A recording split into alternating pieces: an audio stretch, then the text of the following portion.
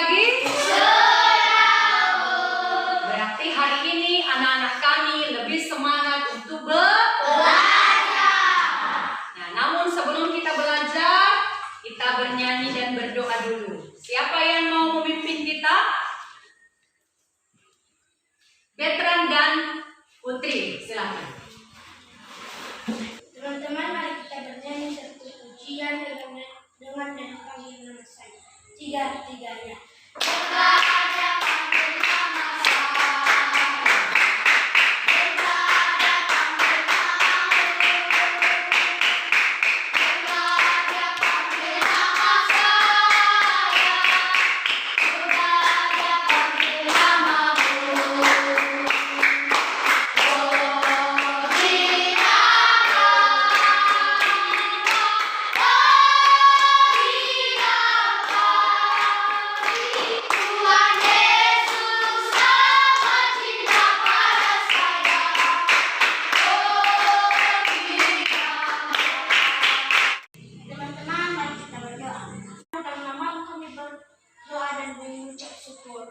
Terima kasih, silakan duduk.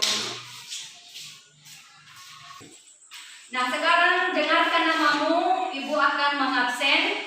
Abdi Istiawan, Hadir, Bu. Alvaro, Hadir, Bu. dan Upi. Hadir, Bu. Oke. Nah, sekarang sebagai orang Kristen tentunya kita sudah datang ke gereja. Nah, sebagai bukti bahwa kita sudah datang ke gereja, maka sekarang anak-anak kami mengumpulkan buku ibadah. Silahkan ketua kelas kumpulkan buku ibadahnya.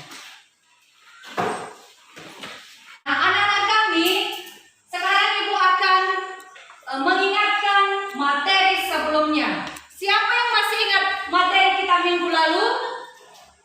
Ya, apa materi kita minggu lalu? Berubah menjadi baru. Ya, berubah menjadi baru. Nah, pada hari ini kita akan melanjutkan dengan judul yang baru, yaitu Roh Kudus Penolongku. Judul kita hari ini adalah Roh Kudus Penolongku. Ya. Yang menjadi kompetensi dasar dari materi kita hari ini yang pertama adalah meyakini peran Roh Kudus dalam proses pertobatan. Sebagai indikator, yang pertama yaitu menghayati peran Roh Kudus dalam proses pertobatan. Tujuan pembelajaran kita adalah yang pertama, menjelaskan makna kehadiran Roh Kudus dalam hidup manusia. Anak-anak kami, sekarang kita akan masuk pada materi kita. Perhatikan gambar di atas. Nah, kira-kira gambar di atas ini adalah tentang apa? Ya, ini adalah gambar seorang kakek dan robot. Akhir-akhir ini di Jepang, jadi orang-orang cerdas membuat sebuah robot. Tujuannya adalah membantu orang tua yang pelupa. Ya, jadi dengan dibuatnya robot ini, maka robot ini nanti akan membantu para orang tua yang lupa melakukan kegiatannya. Ternyata manusia tidak bisa hidup sendiri.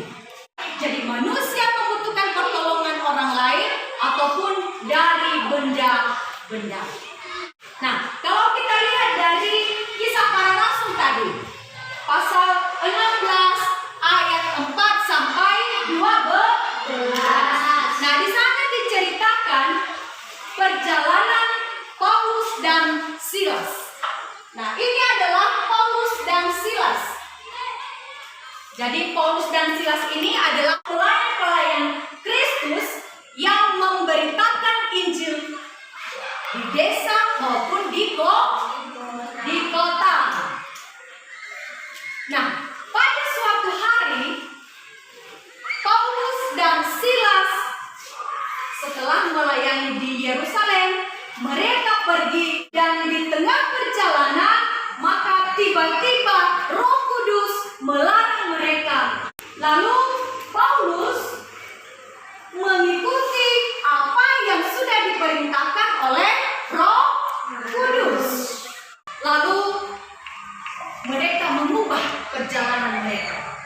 dan mereka beristirahat sebentar dan bermalam di daerah Troas. Pada suatu malam ketika mereka beristirahat, maka Paulus mendapatkan penglihatan.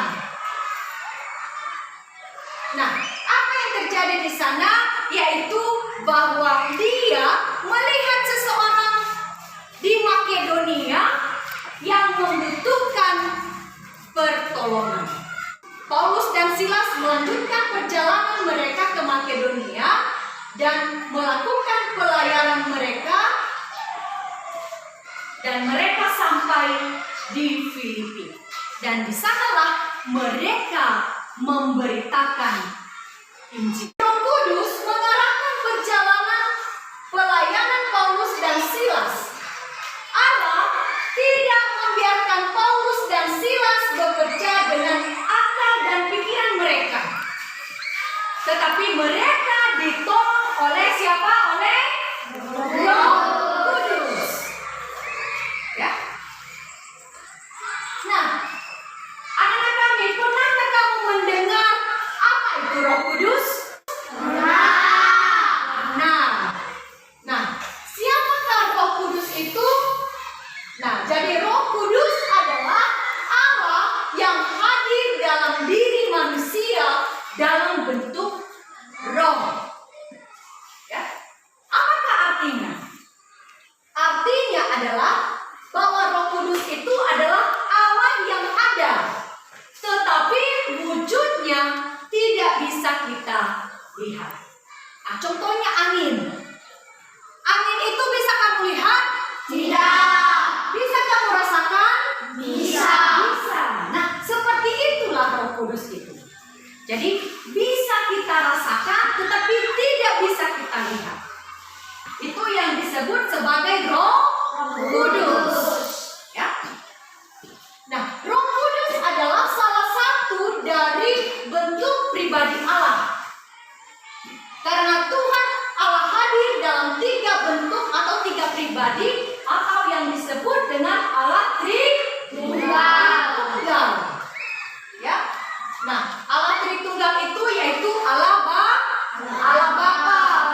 Allah Anak, dan Allah Roh Kudus. Dalam Injil Yohanes pasal 14 ayat 16 sampai 18. Nah, di situ dikatakan bahwa Yesus pernah berjanji bahwa Dia akan memberikan seorang penolong atau seorang penghibur bagi manusia. Nah, apa peran Roh Kudus dalam hidup kita? Yang pertama yaitu untuk menyertai dan menolong kita. Yang berikutnya kita baca 1, 2, 3. Untuk menemani, menjaga, dan membina kita. Apa yang harus kita lakukan supaya kita bisa merasakan kehadiran Roh Kudus? Yang pertama adalah berdoa. Ya. Berikutnya untuk merasakan kehadiran Roh Kudus yaitu mau menerima pertolongan Roh Kudus. Roh Kuduslah yang menuntun dan menolong para rasul yang selalu bersandar kepada Tuhan. Allah tidak pernah meninggalkan orang-orang yang Dia kasihi. Allah selalu menolong mereka dengan memberikan Roh Kudus. Nah, dalam kehidupan sehari-hari ada saja peristiwa-peristiwa yang kita alami yang membutuhkan pertolongan. Ya, kadang-kadang pertolongan itu kita butuhkan dari teman. Pertolongan itu kita butuhkan dari guru, dari orang tua. Ya, atau benda-benda yang ada di sekitar kita. Kita juga membutuhkan pertolongan dari Roh Kudus. Nah, Dia yang memberikan kita kekuatan, yang memberikan kita semangat dan harapan di dalam hati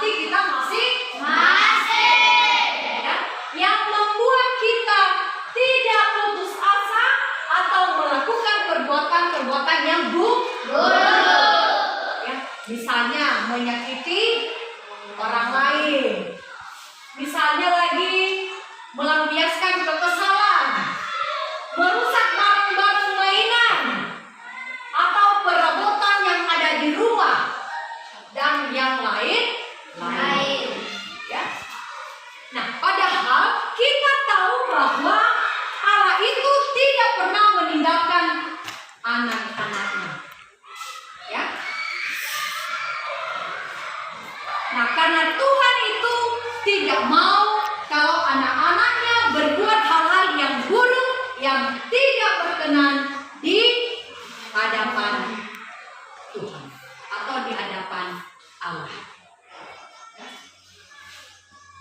Nah, anak-anak kami, dari penjelasan materi yang sudah saya sampaikan, kalau misalnya ada yang belum dimengerti, yang belum dipahami, maka anak-anak kami persilahkan untuk bertanya.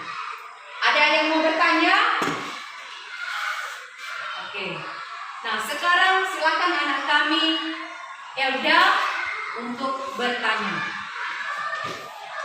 Kenapa manusia memerlukan penolong atau Roh Kudus?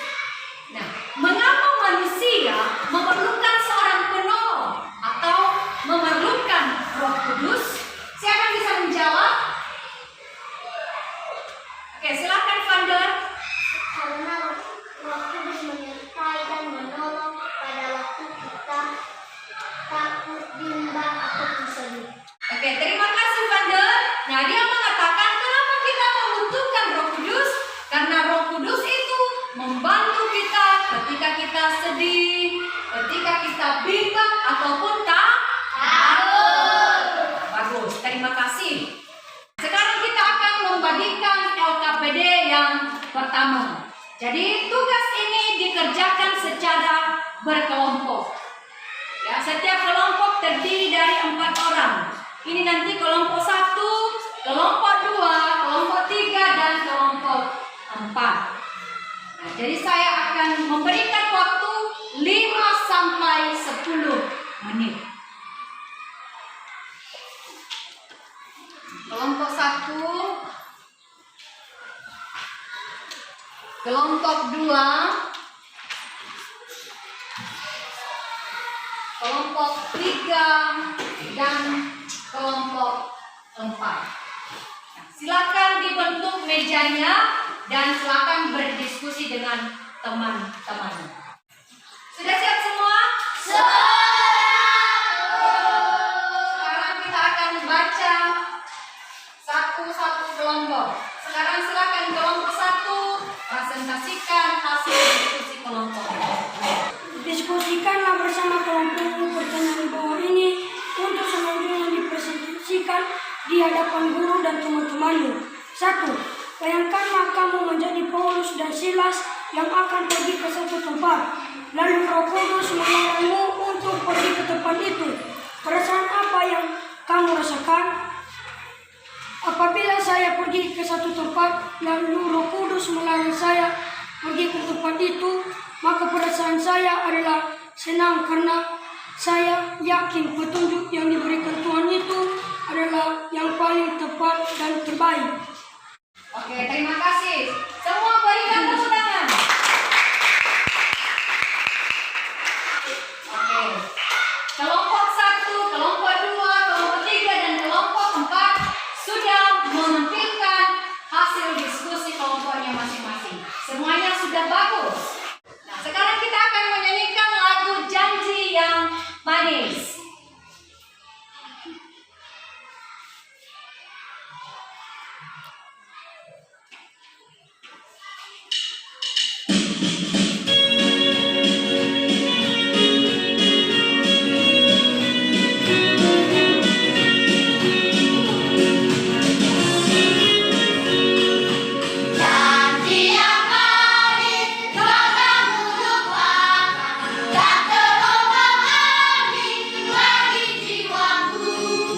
Walau lemah hidupku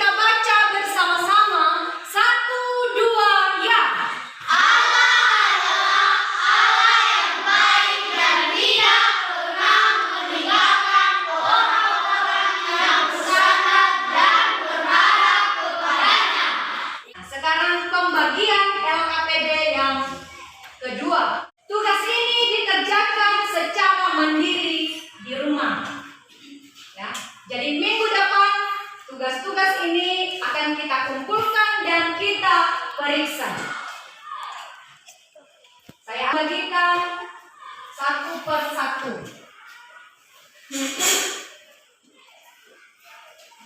Pembelajaran selanjutnya, minggu depan kita akan belajar tentang materi yang baru, yaitu susah atau senang tetap mempelajari.